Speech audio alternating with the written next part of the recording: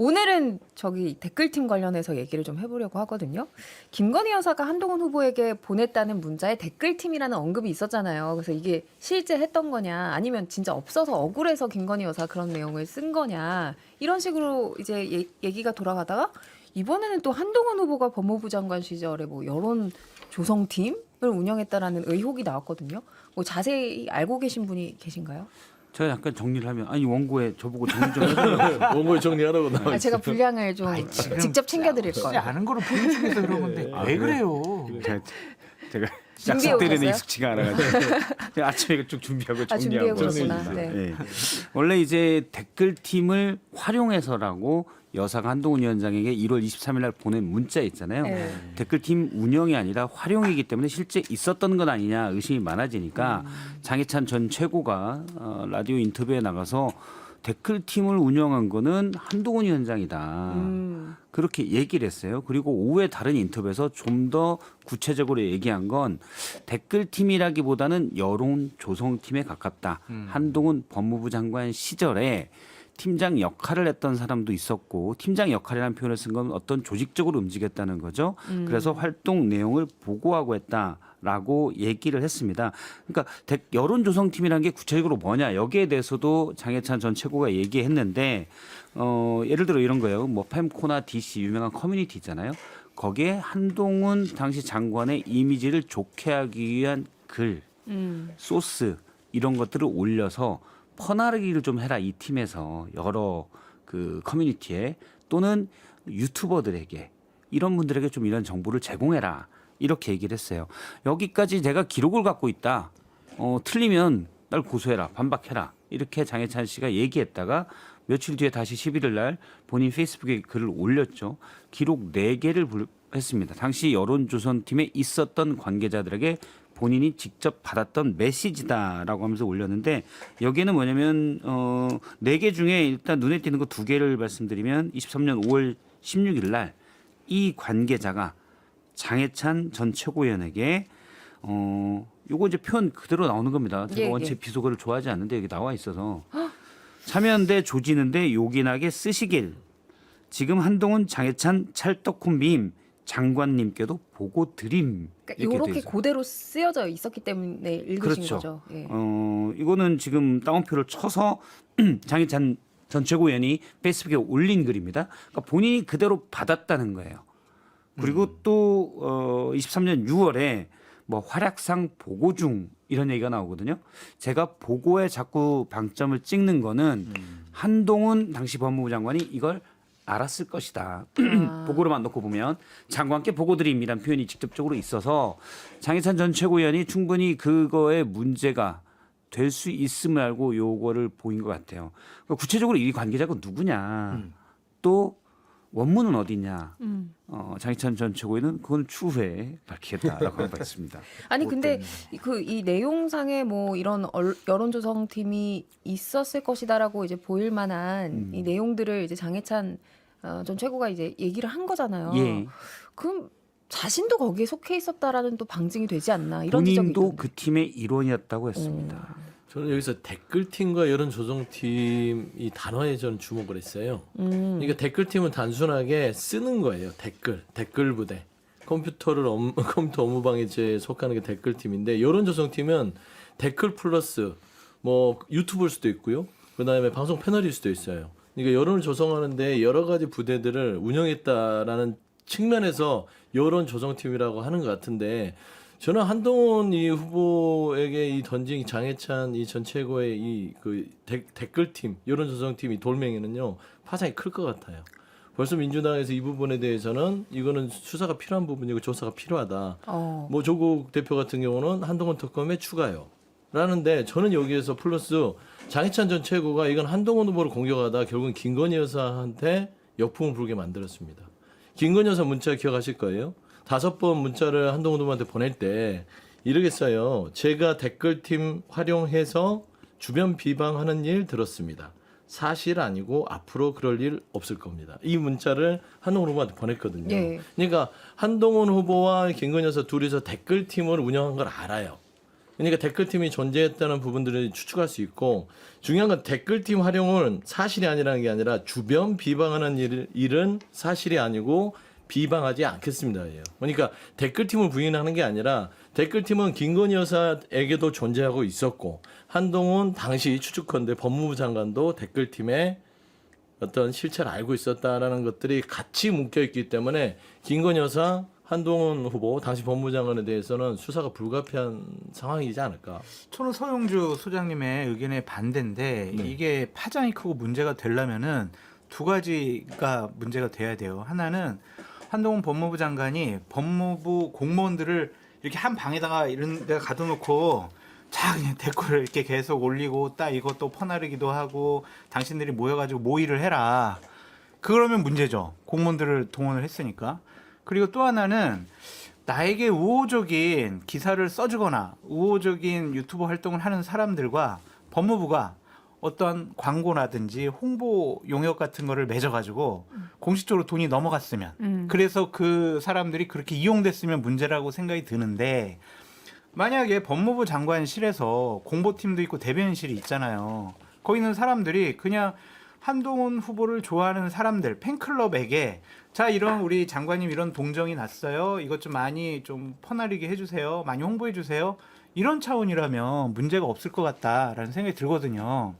그래서 단순히 이런 것들이 여론조성팀이 운영됐다, 활동을 했다라는 것 때문에 문제가 크다, 파장이 크다라고 보기는 어렵고 만약에 국정감사 때 민주당이 한동훈 법무부 장관 시절에 홍보 뭐 집행 내역서, 광고 내역서, 뭐 용역 계약서 이런 것들을 딱 쭉 보는 거예요. 그런데 이제 그런 흔적들이 있으면은 이거는 수사와 조사가 필요한 거지. 그냥 이 망나니처럼 이상한 폭로를 한 사람의 얘기를 듣고 조사, 수사, 뭐 특검이 필요하다 이런 식으로 얘기하는 거는 너무나 큰 정치적인 공세다. 지금 장해찬 전 최고를 망난이라고. 아니 특정인을 지칭하지 않았어요. 조국이 그랬잖아요. 아니 조국이. 저는 수사 조사가 필요한 단초를 제공했다고 얘기를 한 것이죠. 조국 아저씨가 들여다봐야죠. 그리고 이게 여론조사나 댓글이라는 게 정치권에서는 참 이게 모호합니다. 경계가. 이게 하나의 어떤 팬클럽이라든지 지지층이 단순하게 어떤 댓글 조성 작업을 자발적으로 하면 저희가 안 되죠. 중요한 건 이제 좌표를 찍는 게 문제고요. 지금 보면 장해찬 전 최고의 이 페이북 메시지 보면 이게 수사가 되는 게 이화영 전 지사에 대한 이슈를 끌고 가자. 이게 재판에 영향을 주려고 하는 거거든요. 이런 것들이 굉장히 좀 민감한 부분이에요. 다른 것들이야 뭐 한동훈 후보나 윤석열 정부에 대한 이미지를 좋게 하기 위해서 여론에 맞대응하는 건데 이화영 지사 이런 부분은 재판에 영향을 주려고 했기 때문에 이런 것들은 수사 조사가 필요한 부분이에요. 서부장님 잠깐만요. 서부장님 좌표 찍어가지고 막 많은 분들 동원해가지고 댓글 달고 공격하는 거 민주당 주특기예요. 아시잖아요. 그래서 참 모호하다 정치권에서 이 얘기를 하는 겁니다. 이재영 위원장님. 예. 일단 장해찬 전 최고가 이 시점에서 등장한 것에 대해서는 전 매우 아쉽게 생각을 하고 있습니다. 그래서 아까 말씀하셨듯이 이것이 앞으로 어떤 파장을 일으킬지에 대해서도 우려가 되는 부분이 있는데 이거를 그냥 액면가로 받아들일 수는 없다고 생각을 해요. 왜냐하면은 그 당시 한동훈 장관을 보면 꽤 인기 많은 장관이었습니다. 뭐 그 어떤 장관도 눈에 보이지 않을 정도로 언론에서 가장 주목받는 장관이었고 또 그 당시 팬클럽도 있었어요. 꽤 큰 규모의. 그리고 그 팬클럽들이 뭐 저도 예를 들어서 선거를 뛸 때쯤 되면 뛰고 있으면 지역에서 뭐 저를 지지해 주시는 분들이 이렇게 자기네들끼리 카톡방을 만들고 거기에서 제가 내놓은 정책이라든지 뭐 카드 뉴스라든지 이런 걸 막 퍼날르세요. 자발적으로. 하시죠. 그리고 그거는 선거법상 다 괜찮은 행위예요. 그거는 뭐 전혀 접촉되지 않습니다. 그럼 그분들이 제가 뭐 고용한 사람도 아니고 제가 돈을 준 것도 아니고 제가 해달라고 부탁을 한 것도 아니지만 그분들의 몇 분들 중에서는 그런 말들을 씁니다. 아, 내가 의원님께 후보께 보고하겠습니다. 그래서 보고라는 단어를 그냥 자연스럽게 씁니다. 그래서 이런 걸 가지고 지금 보고를 했기 때문에 이 사람이 그 공무원일 수도 있다라는 얘기는 제가 봤을 때 아직은 억측인 것 같고 장해찬 전 최고가 만약 이 발언에 대해서 자기가 쓴 것에 대해서 조금이라도 좀 신빙성을 갖게 하려면 그럼 알았다, 요거 있었다? 그럼 도대체 누구냐 주체가? 그것까지도 밝혀야 된다고 생각을 하고 지금 뭐 이게 전당대회하고 어차피 지금 다 연관이 돼서 이런 얘기들이 나오고 있는 거 아니겠습니까? 근데 그걸 보면은 지금 너무나도 우리 전당대회에서 나오고 있는 많은 말들이 실체가 없어요. 어디서 나왔는지, 누가 배포를 했는지 그 말들이 실질적으로 진짜 그대로 쓰여졌는지 재구성이란 말을 요번에 제일 많이 들었거든요. 그렇기 때문에 이런 것들을 봤을 때 이거를 굳이 우리 정치권에서 받아가지고 요때다 하고 이걸 가지고 꼬투리 잡아서 무슨 특검이나 만약에 또 특검 좀 그만했으면 좋겠고 거기까지 나가는 건 좀 무리라고 저는 근데 생각해요. 요거는 장해찬 전 최고가 했던 수많은 말들 중에 드물게 실체가 있어 보이는 기록들에서 왜 이제서야? 왜 이제서야? 아니, 그러면은 네. 장해찬 전 최고는 어떤 의도로 뭐 때문에 물론 뭐 이거를 이건 충분히 지금 시점에 예상됐던 일입니다. 왜냐하면 한동훈 후보가 싫어서 그랬겠죠. 싫어서 그랬는데 저희가 이 문제에 대해서 법적인 문제를 좀 고민을 해봤어요. 드루킹 특검 사례를 많이 찾아보고 했었는데 예전에 다른 방송에서 장성철 소장님하고 좀 얘기를 하다가 저도 고민이 돼서 찾아봤는데 예를 들어 드루킹 특검에서는 유죄가 됐던 게 킹크랩이라는 별도의 매크로 프로그램을 활용한 거예요. 그래서 네이버 서버에 통계를 집계하는 시스템을 고의로 잘못된 정보를 줘서 통계에 오류를 했기 때문에 업무 방해로 유죄가 난 예. 거거든요. 그러면은 커뮤니티나 일부 팬클럽에서 자발적으로 쓰는 건 어떻게 되느냐? 법적인 문제는 없을 것 같긴 해요. 없다. 거기에 대해서 판단된 건 지금까지 없습니다. 유죄로 판단된 건 없고 자발적 활동이다라고 인정을 해요. 그런데 제가 이건 이제 법적으로는 그럴 수 있는데 제가 이제 법대 나온 사람도 아니고 율사도 아니니까 공무과시고 예. 제가 이렇게 막 찾아본 거를 해석한 걸 해석하기에. 말씀드리는 겁니다. 다만 이거는 도의적 정치적으로는 충분히 문제가 될 수 있다고 생각을 해요. 그러니까 팬클럽에서 자발적으로 의견을 써서 내가 좋아하는 장관님을 내가 띄워줘야지라고 그 많은 팬클럽이 예를 들어 1000명이든 100명이든 10명이든 적극적으로 활동하는 거는 그럴 수 있다고 봅니다. 저는 장관님을 지지하는 사람인데요. 장관님 이런 거 봐주세요. 또는 지지하는 사람 의견에서 팬코에서 다른 분들도 이걸 같이 봐야지라고 올리는 건 그럴 수 있는데 그게 하나의 팀으로 이루어져 있고 이 내용을 활동상에 현 정부의 법무부 장관에게 만약 보고가 됐다. 이건 부적절한 거예요. 도의적으로. 왜냐하면 커뮤니티나 여기에서 공론이 다양하게 본인들의 정치적 의견을 그 정치적 비중에 맞게 얘기하는 부분들을 조직이 들어가서 개입한 거고 그걸 만약 장관이 알고 있었다. 장관이 시키지 않았다고 하더라도 알고 있었다면 저는 당연히 이거는 말려야 된다고 봅니다. 더구나 다른 장관도 아니에요. 법무부 장관입니다. 정치인은 뭐 그럴 수 있다라고 봐요. 근데 법무부 장관이 그런 이 공론의 장이 어떻게 보면 오염되는 건데 그걸 방치하고 묵인한 거예요. 그거는 저는 부적절하다고 봐요. 박성태 실장님 말씀에 제가 자꾸 이러니까 한동훈 편 든다고 얘기가 드네. 들었는데 좀 한동훈 편 아니다라고 말씀을 드리고 박 실장님 말에 반박할 수밖에 없는 게 지금 가정을 전제로 해가지고 그러면은 나쁜 사람 도덕적으로 윤리적으로 문제가 있어라고 하거든요. 만약에 박성태 실장님이 거짓말하고 도둑질하고 누구 때리고 그럼 진짜 박성태 실장님 나쁜 사람이죠. 맞아요. 그렇죠? 네. 근데 그런 거를 그런 일 안 했잖아요. 안 했잖아요. 근데 그런 왜 소문은 있어요. 뜨끔하세요? 그건 뭔가 그런 소문이 있는데 모르지. 왜 제가 뜨끔하시는 말씀은 거예요? 했으면 제가 나쁜 사람인 게 맞다라는 그렇지. 거죠. 그러니까 한동훈도 그러니까 했는지 제가 누구를 때리고 했는지 거짓말하고 안 했는지 도둑질했는지를 한동훈은 아직 모르니까 찾아보자 이거죠. 모르니까 그거를 자꾸 가정을 근데 해서 지금 하는 거는 좀 기록을 무리가 따옴표까지 있고. 쳐서 장해찬 전 최고가 페이스북에 올린 걸 보면 조사할 이건 근 필요성은 2년 있다. 동안 가장 신빙성 있는 근데 거다. 장해찬은 세 가지 이유가 있어서 이 싸움에 참전을 한 것 같은데 첫 번째로는 한동훈 후보에 대한 개인적인 원한이 있는 것 같아요. 공천 때문에요. 네, 취소했잖아요. 그래서 보복성 폭로가 아니냐라는 좀 생각이 드는데 이거는 정치적인 신의를 저버린 행위다라고 볼 수밖에 없죠. 박성태 실장님하고 저랑 되게 친해가지고 여러 가지 얘기 나눴는데 둘 사이가 나빠졌어. 그래서 내가 막 둘이 나눴던 여러 가지 문자를 다 공개해가지고 박성태 나쁜 사람이라고 해. 이거는 인간 말종이라고 저는 생각이 들어요. 속은 시원할 수 있잖아요. 시원할 수 있지만 그거는 신의 관계를 저버린 거죠. 제가 그래서 소장님한테 모든 걸 말씀드리는 건 아닙니다.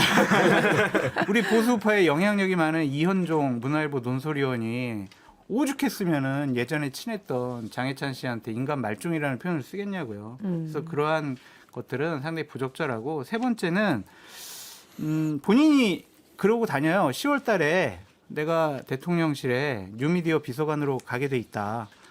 그런 거 보면 대통령실이나 윤핵관들한테 나 이렇게 열심히 당신들이 싫어하는 한동훈 비판하고 까고 있어요. 저 인정해 주세요. 그런 것이 아니냐라는 좀 생각이 듭니다. 근데 10월에 뉴미디어 비서관으로 장해찬 전 최고가 가는 거면 본인이 장 그렇게 소장님 얘기하고 다녀요. 어떡하세요? 어떡하죠?